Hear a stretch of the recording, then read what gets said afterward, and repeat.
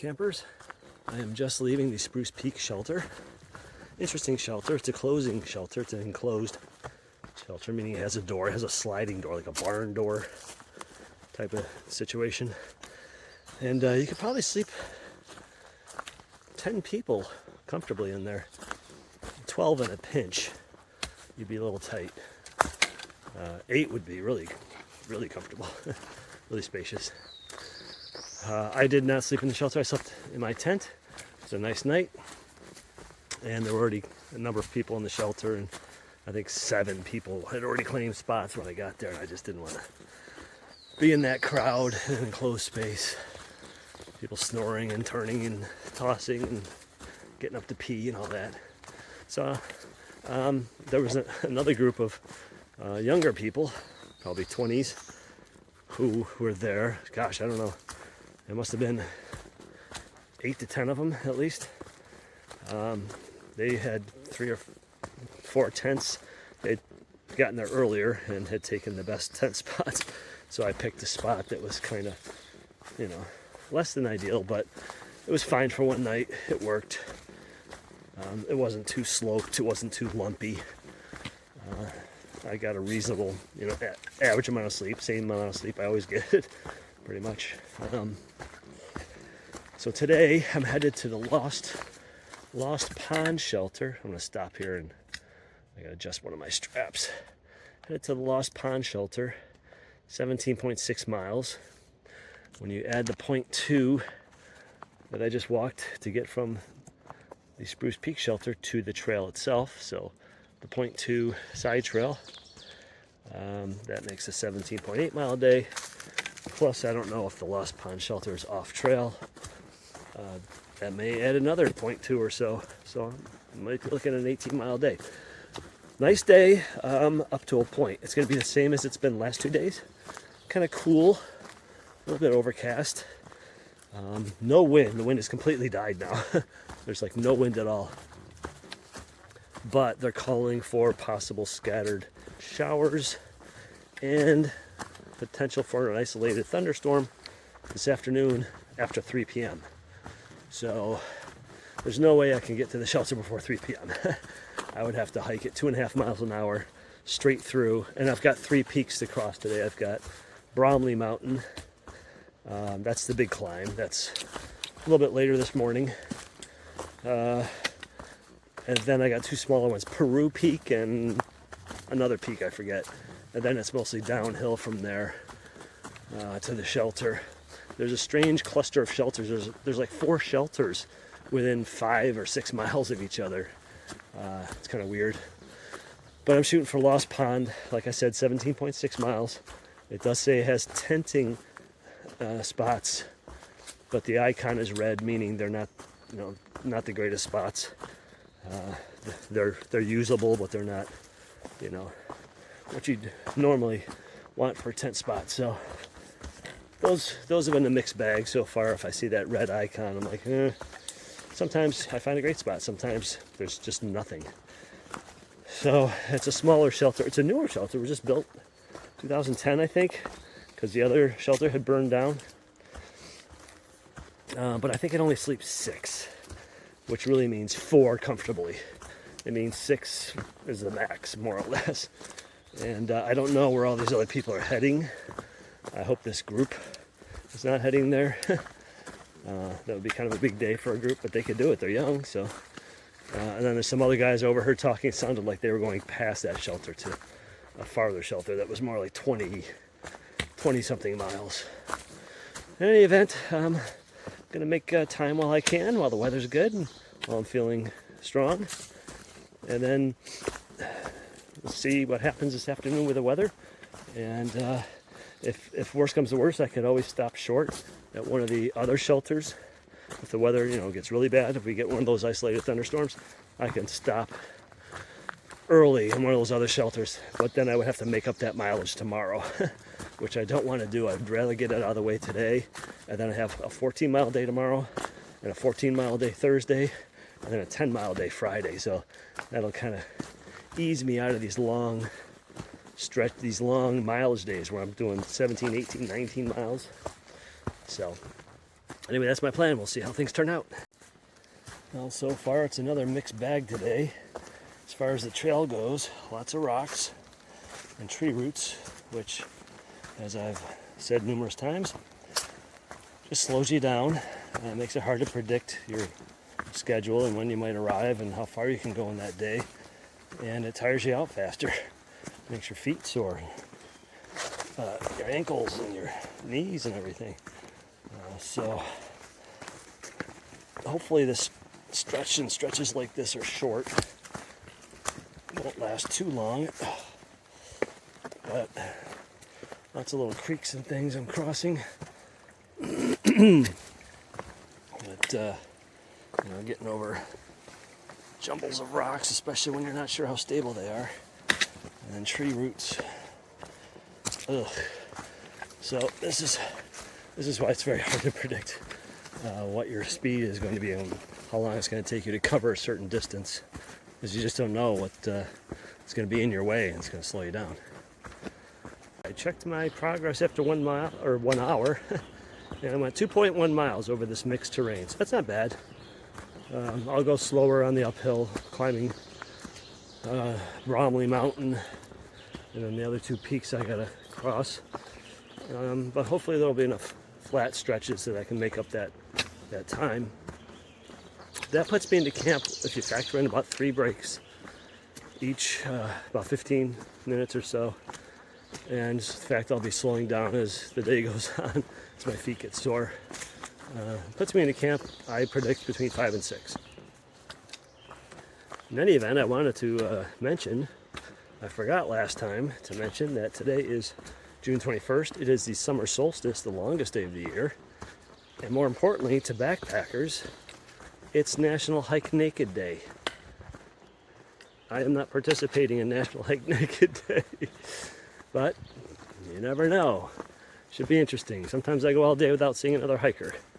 But if I do, it'll be funny if I see someone naked coming down the trail. We'll see what happens. I won't be able to share that with you, obviously, but I'll let you know if it happens. Okay, you see all the sign. Summit of Bromley Mountain, 3 miles. Got a 3-mile uphill, potentially. Or at least a lot of it uphill. My big climb of the day. It's 8:30, getting it out of the way early anyway. That's probably a solid 2 hours. So I won't be up to the summit till between 10:30 and 11. So here I go. Oh boy, a metal bridge. Haven't seen one of these before. All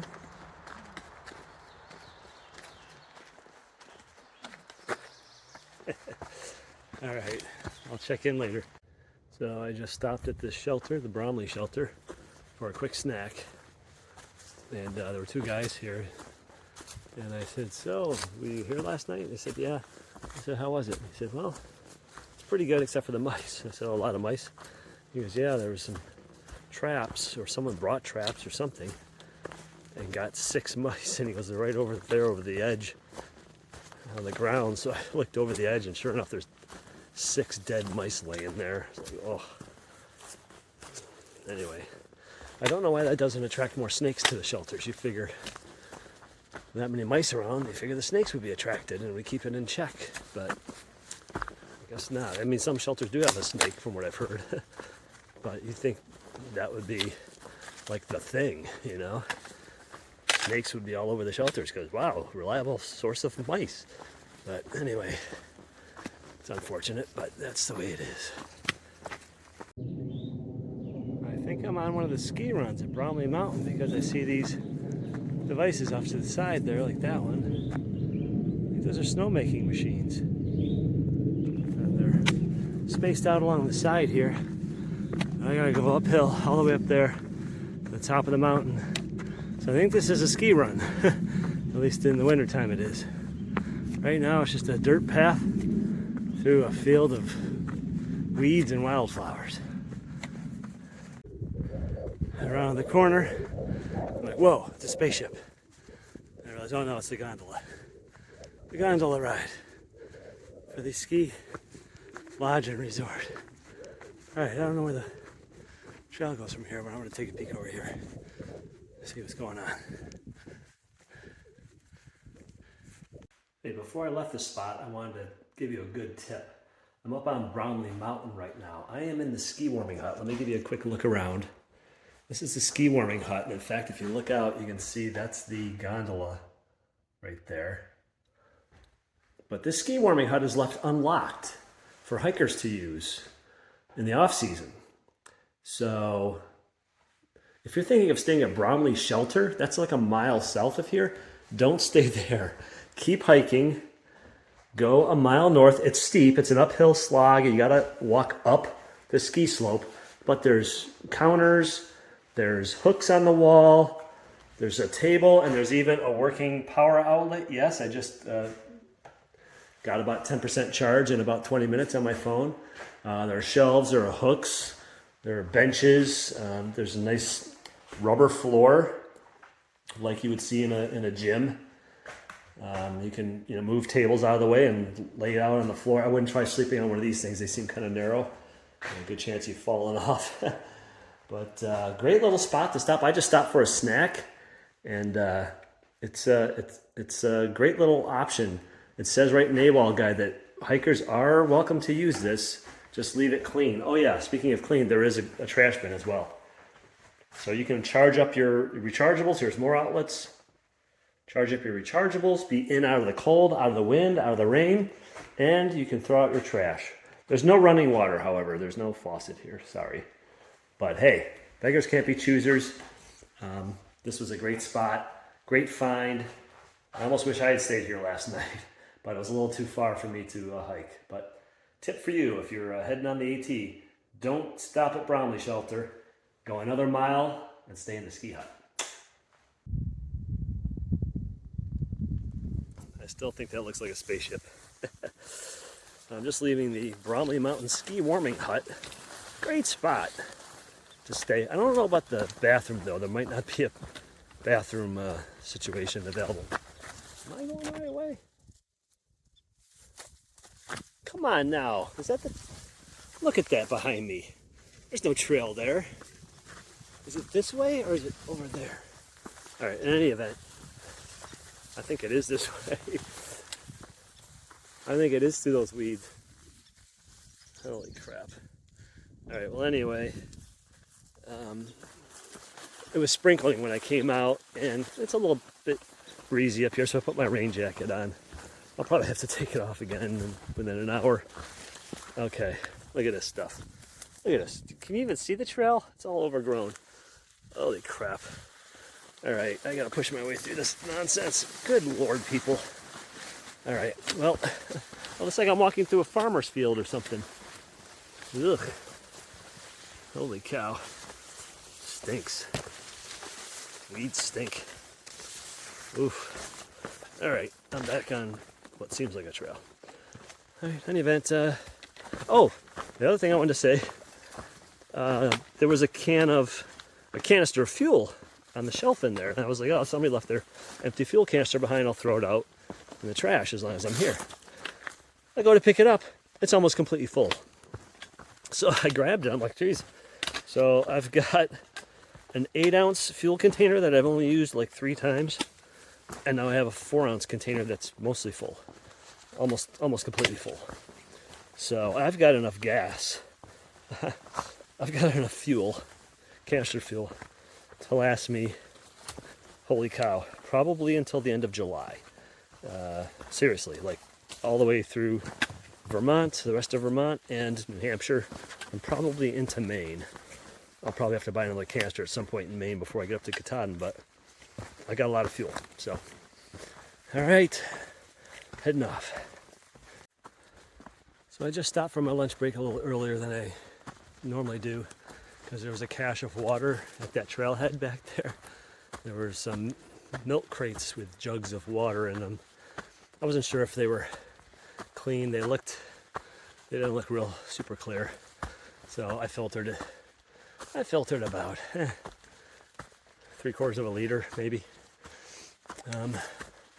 Oh boy, big steep uphill. All right, well anyway, so I got 9.3 miles to the shelter.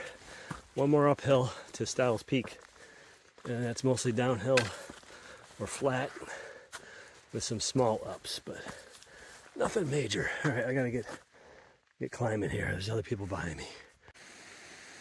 Peru Peak Shelter, 1935. Wow. It's even older than the Bake Oven Knob Shelter. It's in better shape. Wonder if it's been rehabbed. This one's a little different than others. I've never seen one like this, where there's the initial platform here and then another platform for sleeping, but very dark.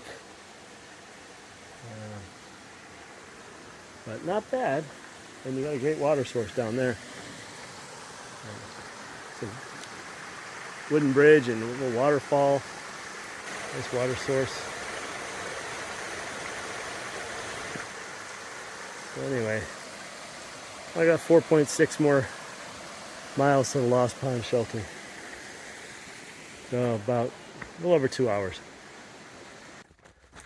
Okay, I put my bandana on and my arm sleeves for bug protection. I started getting attacked back at that Peru Peak Shelter, where I just took a snack break. So I just put these on so I wasn't getting eaten. I'm probably okay again now that I'm moving, but I'm just going to leave them on. It's almost 3 o'clock. The rain has not materialized as forecast, which is a good thing. I'm not sorry about that. Oh, look at that. That's very pretty. The water running down there. Then it comes over here to this side. It's a very calm.